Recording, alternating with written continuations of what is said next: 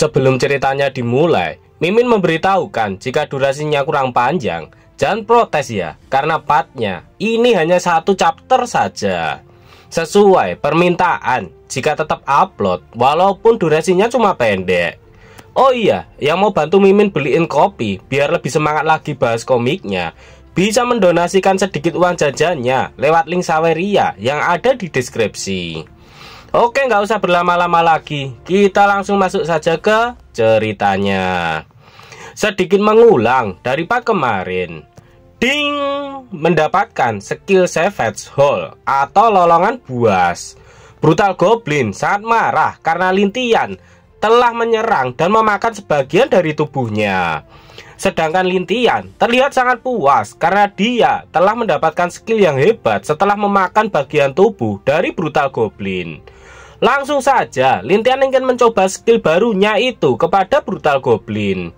Lintian pun langsung mengaktifkan skill itu, dan Lintian langsung berteriak dengan keras ke arah Brutal Goblin, yang membuat Brutal Goblin terlempar ke belakang karena tak kuat menahan kuatnya tekanan dari skill itu.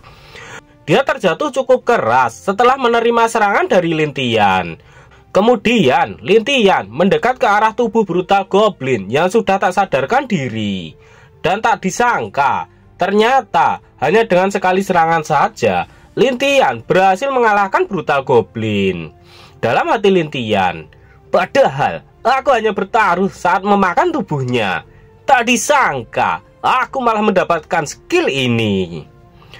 Tak disangka Lintian kurang waspada sehingga tak menyadari bahwa Brutal Goblin telah bangun dan langsung memukulnya. Pukulan Brutal Goblin terkena telak pada tubuh Lintian sehingga membuatnya terlempar jauh ke belakang. Brutal Goblin tak berhenti sampai di situ saja. Dia langsung melompat cepat ke arah Lintian untuk mengakhiri hidupnya. Sekali lagi Brutal Goblin melakukan pukulan kepada Lintian. Namun kali ini Lintian berhasil menangkisnya dengan tangannya. Karena Lintian belum mati, sekali lagi Brutal Goblin melayangkan pukulannya ke arah Lintian, dan tentu saja itu juga berhasil ditangkis oleh Lintian. Lintian terlihat kewalahan menerima serangan yang bertubi-tubi dari Brutal Goblin. Lintian mengakui kekuatan Brutal Goblin yang memang sangat luar biasa. Namun Lintian bersyukur karena Brutal Goblin saat ini sedang terluka parah, sehingga kekuatannya telah melemah akibat pertarungan dengan pasukan pemburu sebelumnya. Brutal Goblin kesal. Dia tahu kekuatan Lintian seharusnya tidak sekuat ini. Namun kekuatan Lintian semakin lama justru semakin kuat. Bahkan sekarang Lintian berhasil menahan serangannya dengan tangan kosong. Tiba-tiba Brutal Goblin terkejut akan sesuatu yang dilakukan oleh Lintian. Lintian langsung menyerang dada kanan Brutal Goblin menggunakan energi yang sangat kuat di tangan kirinya. Brutal Goblin pun berteriak sangat keras karena merasakan sakit yang sangat luar biasa pada tubuhnya. Dan dia pun akhirnya terjatuh ke tanah. Lintian merasa kelelahan setelah beberapa kali menahan pukulan Brutal Goblin yang sangat luar biasa. Lintian mengatakan jika tidak ada makanan di sini untuk mengisi energi Brutal Goblin, terkena serangan di titik vitalnya berarti kematian yang pasti dia dapatkan. Lintian sangat ingin menusuk jantung Brutal Goblin, namun dia masih sangat berguna bagi Lintian, jadi dia tidak akan dihabisi olehnya. Keesokan harinya, di gua markas suku Skyward, Lintian membawa masuk Brutal Goblin dan dia menyerahkan tubuh Brutal Goblin kepada Goblin Slayer.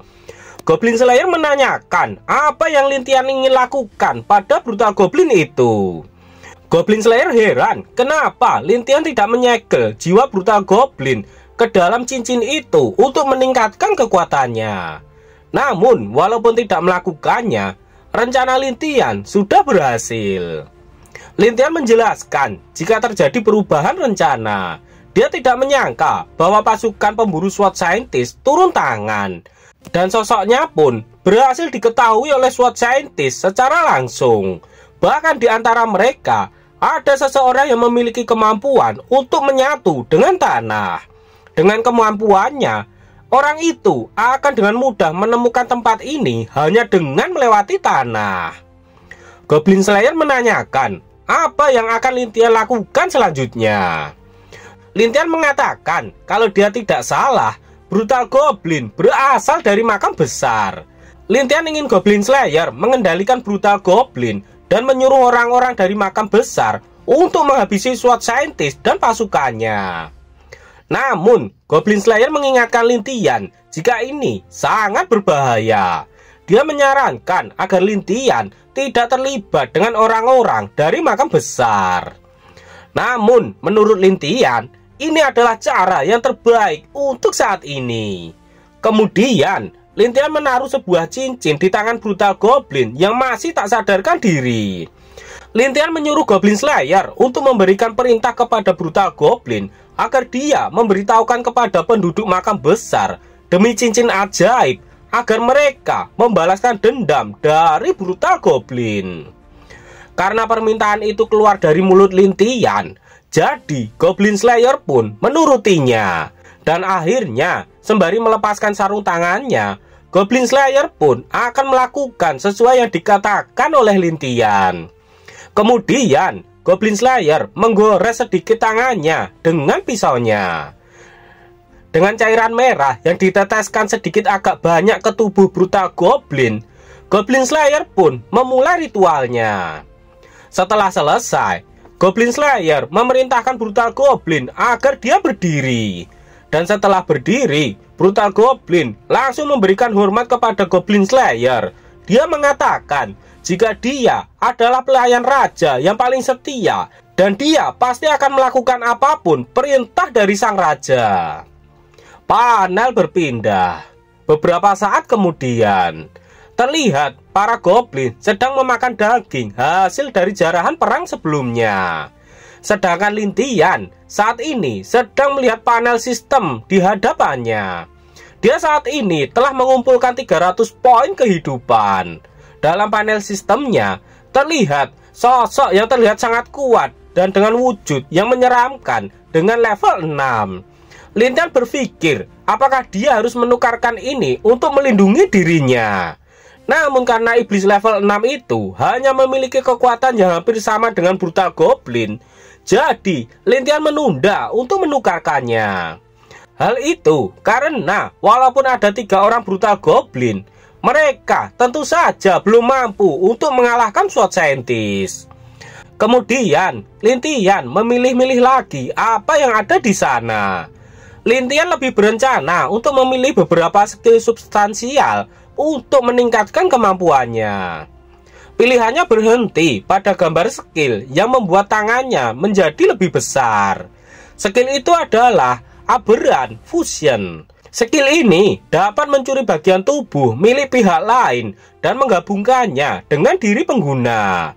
Setiap bagian dapat memperoleh peningkatan atribut tertentu, tetapi tidak dapat memperoleh skill bakat milik pihak lain dan tidak dapat mempengaruhi kondisinya sendiri.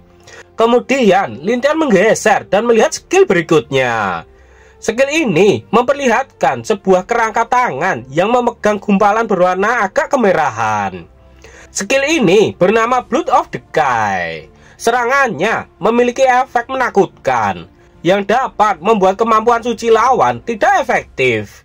Juga termasuk mempengaruhi semua atribut lawan dan memberikan lebih banyak kerusakan kepada mereka yang memiliki efek penyebaran. Lintian mulai memikirkan mana di antara 2 skill ini yang akan dia ambil.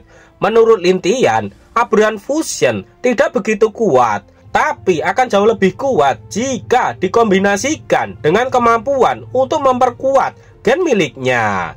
Contohnya, seperti menyatu dengan sayap naga, kemudian memahami skill sistem penerbangan, atau menyatu dengan mata Medusa, lalu memperkuat kemampuan membatunya.